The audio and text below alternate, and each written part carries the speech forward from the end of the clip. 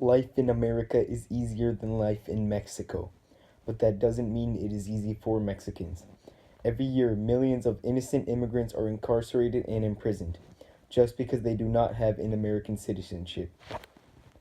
Hundreds of thousands of these immigrants are also deported back to Mexico, being forced to leave their families and possible decades of hard work. Just last year, ICE was to blame for the loss of 1,475 immigrant children.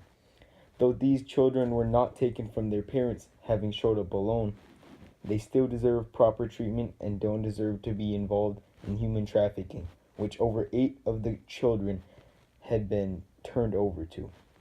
For centuries, people of Mexican descent have been disrespected by the US and Americans. Although Mexicans were never majorly enslaved, they lost almost all of their land and had little to no rights due to the US.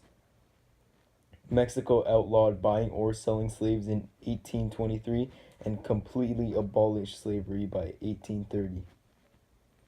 It is hard being Mexican in America when you are constantly being called racial slurs, called an immigrant, and being put into stereotypical groups. It is more difficult than being an average white American. Although Mexicans have had bad history in America, I'm glad I have not had to go through all of this and have lived a good life as a U.S. citizen. I am proud to be Mexican, proud of going to posadas and praying to God, proud of my green, white, and red flag.